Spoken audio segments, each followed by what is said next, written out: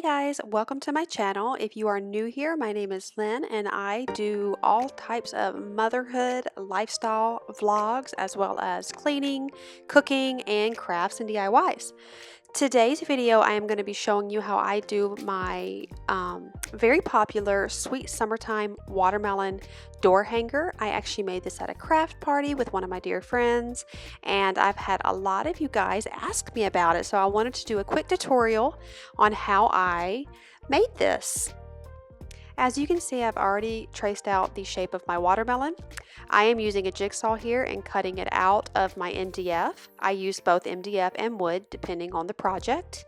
If you have never used a jigsaw before, I would say practice, but this is pretty simple, so it's very easy to do.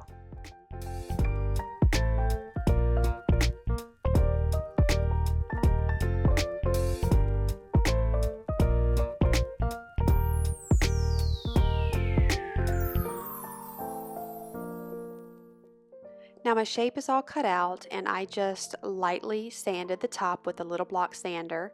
I'm going to paint the bottom of it, or as a base, a white color, just so the colors really pop.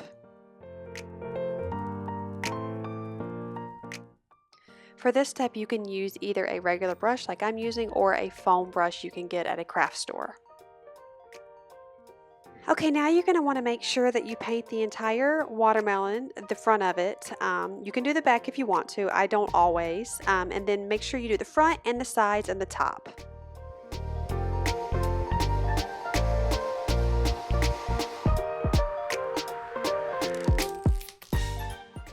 So here is the apple tart green I'm going to use, as well as hunter green. I did not show it. The pink blast for the polka dots, and the cherry red spray paint I used. Usually I will use a regular red acrylic paint, but my kids lost it. It's summertime and they have moved it somewhere while playing in the garage, so we had to make do. I just want to add here, I'm actually using the hunter green first. Now I am going to use the foam brush I was mentioning in the beginning to start with the rim or the rhine of the watermelon. I think that's what you call it. I'm not really sure. And this is just how I start doing it. It's layer upon layer. Now I will speed up some of the redundant parts of this video, but if you just watch closely, you can see all the layers I'm going to add, and it's actually quite relaxing. I know it's relaxing for me while I'm doing it. Every so often you'll see me wipe away some areas that I don't like. I always keep a bag of baby wipes next to me and it cleans everything up perfectly.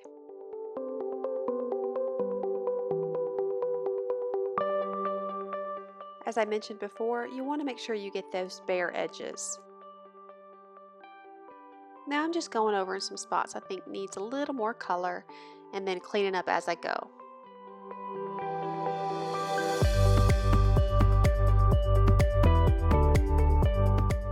Now I'm going to go in with the apple tart color, which is more of a bright lime green, and I absolutely love this color, you guys. I use it in a lot of my crafts, and I'm just going to kind of play around with the way I want it to look. I will usually start one way and it ends completely different, and that is what I love about painting. There's no right or wrong way, and every single piece you do is a little bit different. I always tell my customers that there are no two pieces alike because they're all handmade from start to finish, as you're seeing here. It can be a lot of fun to kind of watch a piece come to life. So I hope that you guys are enjoying this. When I started this, I had an idea in my mind, and honestly, when I finished it, it is completely different and I love it. So when you guys are doing your own crafts and you feel like it's not perfect, that is perfectly okay. It's better that way. It's got character, and I like a little bit of a whimsical look to my things that I do. So I'm going to speed this up because I spent the most time on these details, so I needed to speed it up because I was here for a very long time.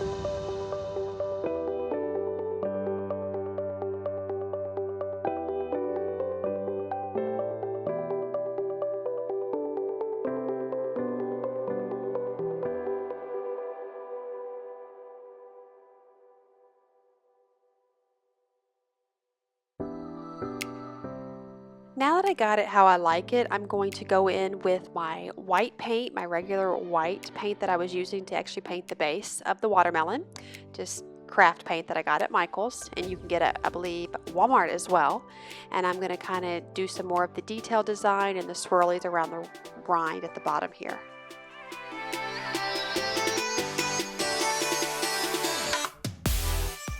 Now I don't have the most steady hand, but as you see here, when I need to go back and kind of have a fluid motion with the wave there or the swirl, I just start back a couple more inches and then I kind of bring it back through. That's a little tip I have.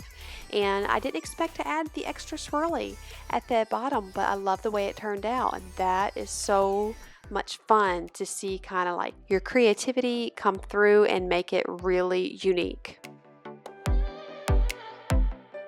So I had a circular foam brush that I'm using for the polka dots. You don't have to have one of these. You can purchase them again at Michael's, Joann's, Hobby Lobby, Walmart, wherever you can find them. They're super cheap and they're super convenient for polka dots. Usually I just use a brush and go in circles, but when I found this, I'm like, yes, this will make things a lot easier. So I'm just sporadically putting the polka dots on here. There is no rhyme or reason with polka dots, but you don't want them to look too thought out. You want them to look random. So what I kind of do is kind of like, if you can see there, you know, I do one and then kind of at an angle another one, so kind of like a triangle, and that's how I kind of get it to look very random on there, but it actually is pretty intentional. So just as I had painted the entire shape white, I'm going to do the base of the polka dots white because I want the lighter color to pop. Light colors are not going to pop over dark colors, and red is a pretty bold color, so pink would have a hard time showing through. That's my little tip. Always do a matte color under the lighter colors. And so you see I have some splatters there, but my baby wipe will clean that right up.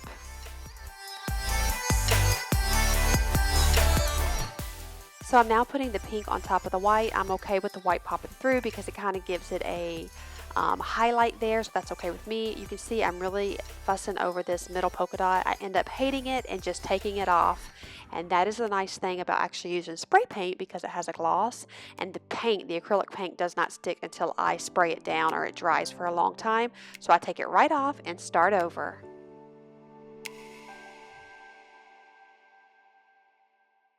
So I've allowed these polka dots to dry a little bit. I put them in front of a fan, the fans you see right there in the background, and that way when I put the pink back over it, it's more opaque and you don't see too much of the white peeking through, but I do want a little bit of that white because I always highlight my my paintings. It gives it that whimsical, fun, three-dimensional look, but I am adding the pink here and I am loving it. I know I keep saying that, but I do. So now I'm just cleaning up some little areas that need it real quick, again with just the regular old baby wipes. And I'm really loving how it's turning out. I'm going to set it down and let it dry for a little bit before I add some final details to it. Now I'm going to get all of my ribbon together. This is some ribbon I got from Michael's. I believe all of this is from Michael's. This I purchased around Easter time.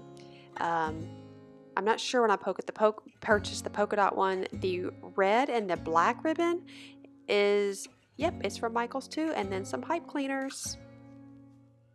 I'm going to show you how I make my bows. They're pretty easy and simple. If you guys have any questions, just let me know. It took me a very long time to figure out bows. I'm not an expert. I just do what looks good to me. So if you're a true professional crafter and you see me doing something wrong, then, you know, be kind. But I just do what works for me. So for here, I cut out the desired length. If I don't like the length when I'm done, if I think it's too long, I'll just cut the extra pieces off. So I lay it flat like this, and then I basically find the center point and just bring it in like an X. And then you'll kind of see exactly how I manipulate it.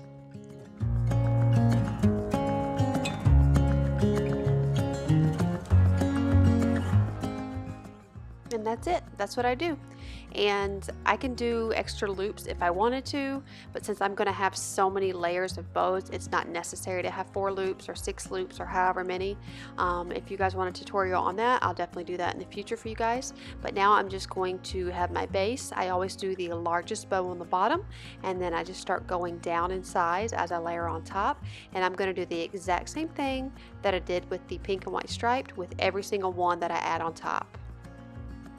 So now that I have all of the ribbon that I want to use, all the bows stacked on top of each other, I actually decide I would rather a red pipe cleaner instead of green, just because I'm thinking more red needs to come into this.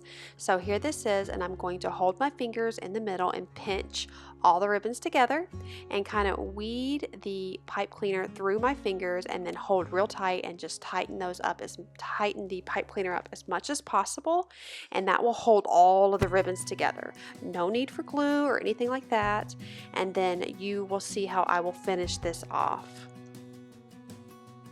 So now the ribbons are all tightly put together. I've manipulated them to make them look the way I want. I fold the excess ribbon here, and then I cut at a diagonal, and that's going to give me a nice little 2 points there. I don't know what it's called. I don't know the technical terms. Sorry, but you can see what I'm doing here, and it just gives a nice finishing touch.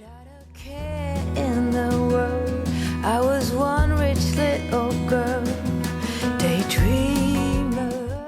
So here's the final product, and I really think it's going to be really cute on the side of the watermelon. It's really going to complement it. Okay, now it's time to paint the seeds of the watermelon. I'm using a smaller tapered paintbrush, which is perfect for smaller projects like this. So I'm just going to paint a row of seeds right at the base of the watermelon. I've seen some pictures on Pinterest where they had 3 large seeds. I thought that was really cute. For this one, I'm going to do this style. You can do whatever you want. You can definitely look at some images on Pinterest. They have some great ideas if you guys are ever going to do this for yourself. You don't have to have a super steady hand. You kind of let the brush do the work for you. Sundays, Mama set the pace.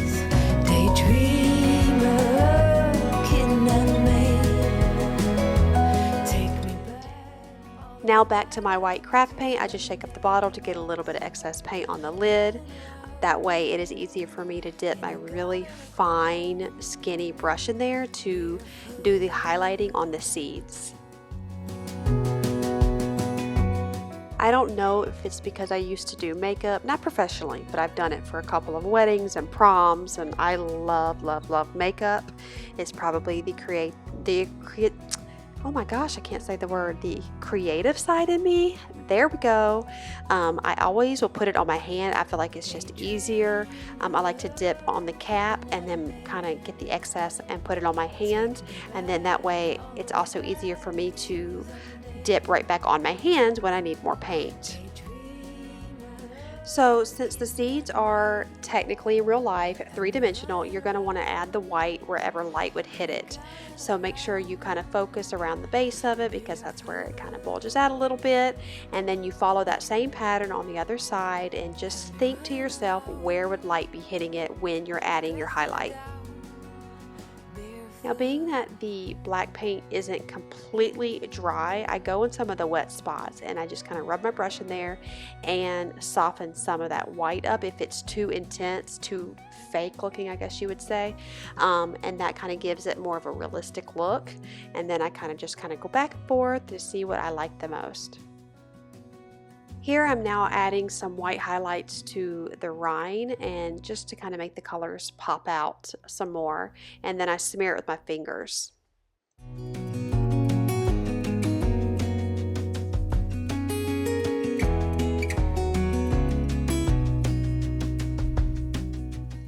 Now it's time to add some more finishing details. I'm going to highlight the polka dots as well.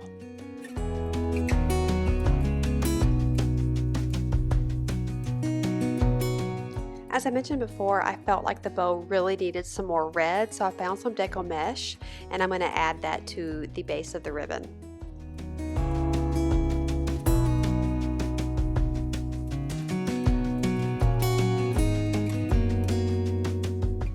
I've taken 2 pipe cleaners and I'm going to twist them together, and that's what I'm going to use to hang the watermelon.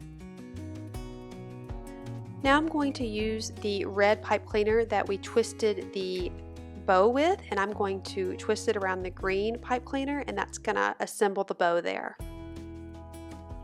You can also hot glue it if you would like.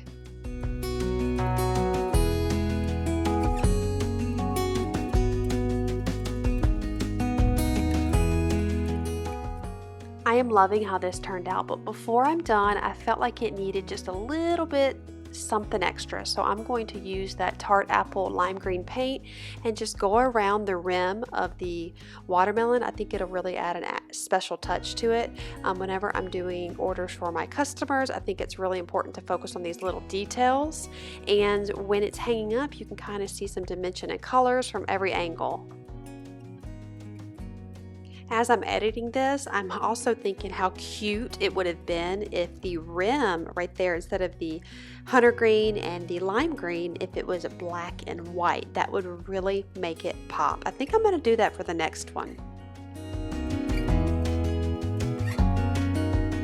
Okay guys, if you haven't already realized, this summertime watermelon door hanger that I just showed you how to paint is a part of my giveaway. I just wanted to do a little something to show my appreciation and love to all of my subscribers out there. I just am really thankful for each and every one of you.